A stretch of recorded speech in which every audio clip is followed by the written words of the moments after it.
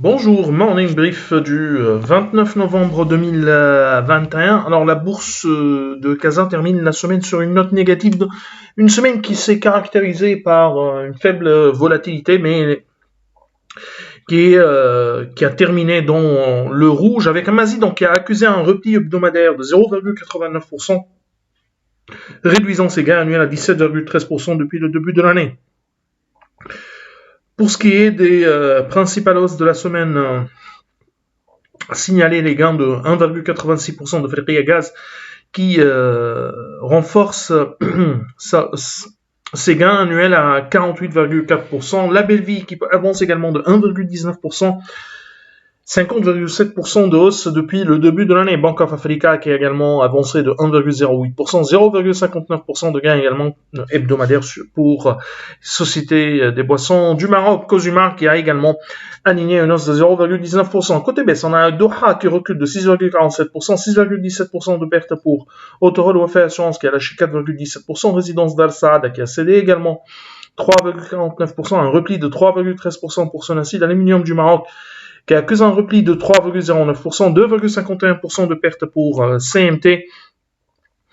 Laser Crystal qui cède 2,50%, une baisse de 2,40% pour Alliance et un repli de 2,30% pour Lafarge aussi. Alors, on a CDM qui a publié des résultats au 39-2021 qui sont supérieurs à nos attentes, avec un PMB consolidé qui a atteint 1,816 milliard de dirhams, soit une croissance de 2,4% en glissement annuel. Le résultat net part du groupe a marqué un sursaut tenant compte de la contribution au fonds de soutien au fonds Covid-19 pour atteindre 391 millions de dirhams. L'évolution du coût du risque explique également cette performance puisqu'il a reculé d'environ 73% à 154 millions, un peu plus de 154 millions de dirhams. Le taux de couverture s'élève à 93% à fin septembre 2021.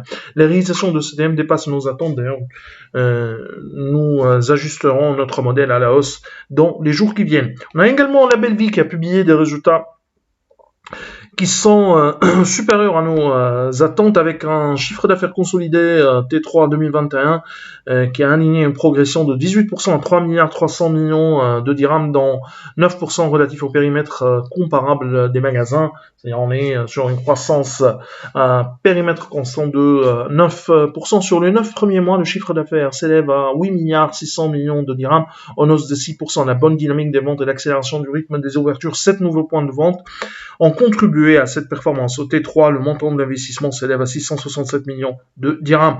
L'endettement net a connu une baisse de 19% à 2,4 milliards de dirhams. Le taux d'endettement s'élève désormais à 38%. Les réalisations de LBV, de la Belleville bien sûr, dépassent nos attentes en termes de revenus. Modèle en cours d'ajustement. Alors, en revanche, un T3 désastreux pour CMT avec un chiffre d'affaires qui a chuté de 45% durant ce trimestre à 66 millions de dirhams, et ce malgré le rebond des cours des métaux.